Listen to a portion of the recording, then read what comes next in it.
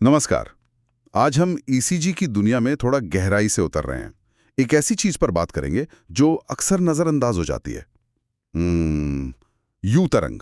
हाँ, you wave बहुत छोटी सी होती है ये। बिल्कुल। तो हमारे पास जो जानकारी है वो बताती है कि ये क्या है और क्यों अहम हो सकती है। तो आज का हमारा इरादा यही है कि इस छोटी सी लहर के पीछे छिपे मतलब को समझें। देखें कि ये हमारे दिल और शायद शरीर के बारे में क्या कुछ बता सकती है।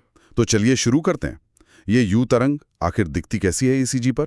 देखिए, ये टी तरंग के ठीक बाद में आती है और बहुत ही हल्की सी होती है, मतलब मुश्किल से आधा मिलीमीटर ऊंची। आधा मिलीमीटर, बहुत ही छोटी। हाँ, बहुत छोटी। और आमतौर पर इसकी दिशा भी वैसी ही होती है जैसी टी तरंग की, मतलब ऊपर की तरफ। अच्छा, और इसे देखने के लिए कोई खास लीड्स होती है? हाँ, मतलब ये छाती वाली लीड्स में V2 और V3 में अक्सर थोड़ी बेहतर दिखती है। बाकी लीड्स में हो सकता है दिखे ही ना। ठीक है, तो ये बनती क्यों है? इसका कारण क्या है? देखिए, इसका एकदम पक्का कारण तो अभी भी पूरी तरह साफ नहीं है, लेकिन जो सबसे ज्यादा माना जाता है वो ये है कि ये हृदय के अंदर जो खास बिजली के तार जैसे रेशे होते हैं ना, पुरकिंजे फाइबर्स, हाँ, पुरकिंजा फाइबर। उनकी रीपोलराइजेशन की वजह से बनती है। मतलब जब वो कोशिकाएं धड़कन के बाद वापस अपनी सामान्य अवस्था में लौट रही होती हैं, उस प्रक्रिया का एक बहुत धीमा आखिरी हिस्सा है। अच्छा। जैसे धड़कन का विद्युत चक्र पूरा होने के बाद एक हल्का सा असर बाकी रह गया हो। हाँ, कुछ वैसा ही समझ लीजिए। एक तरह की इलेक्ट्रिकल गूंज। ठीक है, ये तो हुई सामान्य यू तरंग।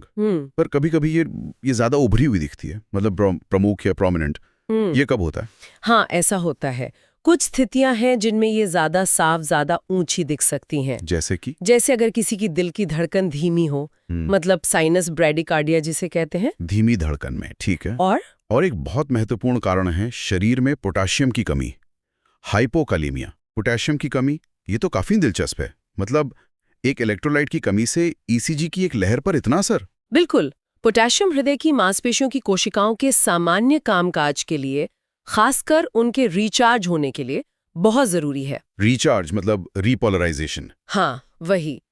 तो जब पोटेशियम कम होता है तो ये रिचार्ज होने की प्रक्रिया थोड़ी कह सकते हैं कि खिंच जाती है, धीमी हो जाती है।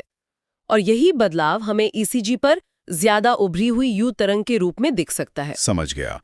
तो ये दिखाता है कि शरीर में मिनरल्स का संतुलन दिल की बिजली के लिए कितना जरूरी है। सही कहा, बिल्कुल। पोटेशियम के अलावा और कौन सी स्थितियां हैं जिनमें ये प्रमुख यू तरंग दिख सकती है? इसके अलावा मैग्नीशियम की कमी भी एक कारण है, हाइपोमैग्नीसीमिया। या फिर अगर शरीर का तापमान काफी गिर जाए, हाइपोथर्मिया। हाइपोथर्मिया में भी? हाँ, और कुछ और चीजें भी हैं, जैसे कभी कभी दिमाग के अंदर दबाव बढ़ जाए, रेज्ड इंट्राक्रेनियल प्रेशर, या फिर हृदय की बनावट में ही कुछ बदलाव हो। हृदय की बनावट में? जैसे कि लेफ्ट वेंट्रिकल, जो दिल का मुख्य पंपिंग चेंबर है, वो मोटा हो जाए, लेफ्ट वेंट्रिकुलर हाइपरट्रॉफी। या फिर एक खास तरह की दिल की मांसपेशी की बीमारी होती है, हाइपरट्रॉफिक कार्डियोमायोपैथी, उसमें भी ये दिख सकती है। और कुछ दवाइयां भी आपने शायद पहले जिक्र किया था। हाँ, कुछ दवाएं भी ऐसा कर सकती हैं।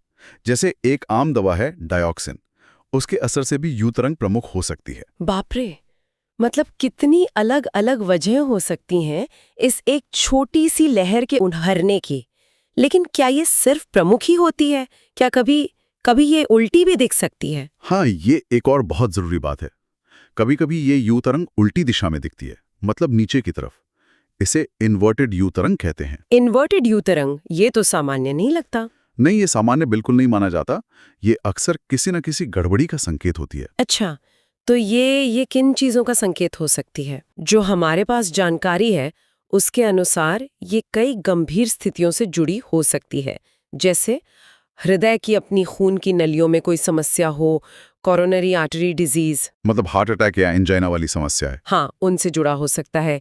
इसके अलावा हाई ब्लड प्रेशर यानी हाइपरटेंशन, हाई बीपी में भी। हाँ, फिर हृदय के वाल्व में कोई बीमारी हो, वॉल्व्यूलर हार्ट डिजीज, कुछ जन्मजात हृदय रोग भी होते हैं, या फिर कार्डियोमायोपैथी, मतलब हृदय की मांसपेशी की दूसरी तरह की बीमारियां। ओह, और भी कुछ? हाँ, एक और चीज है, थायराइड ग्रंथि अगर जरूरत से ज्यादा काम कर रही हो, हाइपरथायरॉयडिज्म, उसमें भी कभी कभी इन्वर्टेड यू तरंग दिख सकती है। तो मतलब अगर किसी के ईसीजी में ये उल्टी यू तरंग दिखे तो इसका मतलब है कि उसे इनमें से कोई ना कोई बीमारी है ही। नहीं नहीं, ऐसा सीधे तौर पे नहीं कह सकते। देखिए, ईसीजी सिर्फ एक टेस्ट है। ये अपने आप में किसी बीमारी का 100% सबूत नहीं होता। ये एक सुराग है। एक सुराग। हाँ, एक महत्वपूर्ण सुराग।